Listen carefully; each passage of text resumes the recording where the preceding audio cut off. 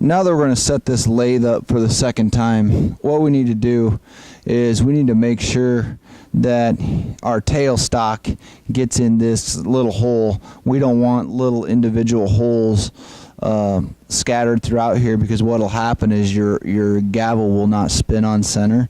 So we need to make sure we hit that little hole, and then we don't need to take our spur out. We just need to line it up with the X that we already had and the grooves that we already have, and make sure it's nice and tight. So I'm going to line that up on the spur, hold that in there with one hand. I'm going to line up that pin and tighten this down nice and tight. And then don't forget, I'm going to loosen this knob up just a little bit, and I'm going to move my camera just a hair. I'm going to line that up just to loosen this up just a little bit so I can turn this wheel. Now remember, when you turn this hand wheel, make sure it gets nice and tight. If nothing starts to happen, chances are your tailstock's not locked down here in the back tight enough, so give that a go. Now I've got that up there nice and tight. I'm going to move my tool rest down so that it is as close as I can get it, just below center, and now I'm ready to go. Now we're ready to make the cove once we have made the ball on the end, and what we're going to have to do is get the detail gouge out of the cupboard and a set of calipers, and we're also going to need a ruler. Now making this cove is going to be pretty tricky, so make sure that you are going relatively slowly. In the last video I already measured off a little bit of the cove, and you can see my markings right here on my block. Now the cove says it is 7/16, so I've got a line on my block that is 7/16 away to mark out my cove. Now I've got a little tiny space here between the ball and the cove that I'm going to make.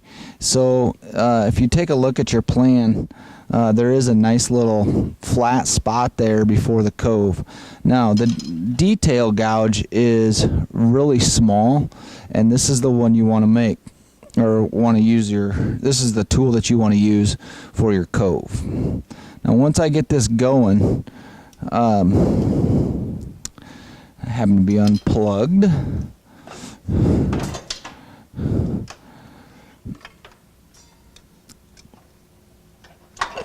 We'll take a little bit of time out here. There we go. Now once I get this going, I can already see my marks. Now when you make a cove,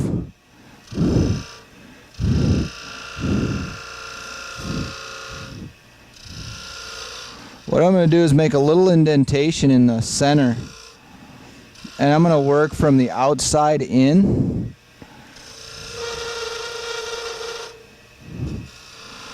Just going back and forth. You'll see that I go from one side to the other.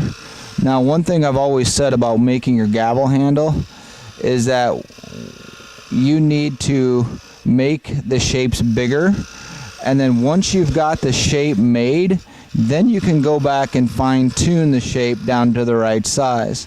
Now if you'll notice on your plan, the size of your cove, your diameter of your cove, is a mere 3/8 of an inch, and that's pretty small. So as I make my cove here, I'm using my detail gouge just ever so slightly. Okay, now I've got my cove in there, so I want to take my calipers and line that up to 3/8 of an inch, which is 6/16. That's just under half of an inch. So this is really small. So I'm going to take my calipers at 3/8 of an inch and realize, wow, I've got a long way to go in my cove. But like I've always said, again for the second time in this one video, make your shapes. Go ahead and get that stuff in there. Go ahead and make that really large, and make that really large, and you can go back in and take that down. So we've got a long way to go on that cove, but I've got the shape in the spot, and it's the right shape. It's just not the right size at this point. Now my next piece that I've got to work on is now starting the handle.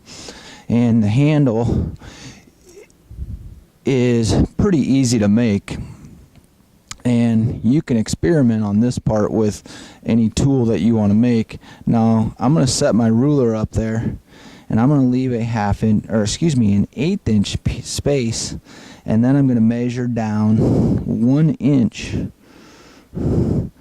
And now this part of the handle is where it starts to taper down towards this cove, and it gets bigger as we get towards the 1 inch line. Okay.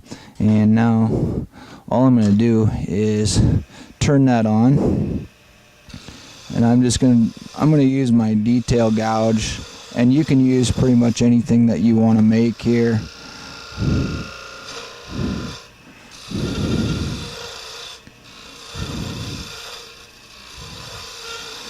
And so I'm going to go slightly down, just trying to make a taper, just make it go down a little ways.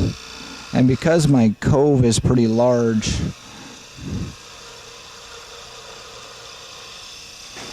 it's going to look a little weird, so you can look at both the plan and your gavel and just go ahead and start fine-tuning this area right down in here, and you can start to see that I'm going down towards my cove, making that deeper towards my cove, towards my 1 inch mark. Just spending a little more time down here at the end where it dips down. Alright, so go ahead and work on getting these shapes in your gavel handle. Just remember to go ahead and make them larger than they need to be. Just that way, once you've got the shape of your handle, you can go back and make things smaller. So that way, if you make a mistake, you have some room there to go ahead and fix that mistake. If something were to go wrong, you still have quite a bit of wood here to get your gavel handle the right shape and the right size.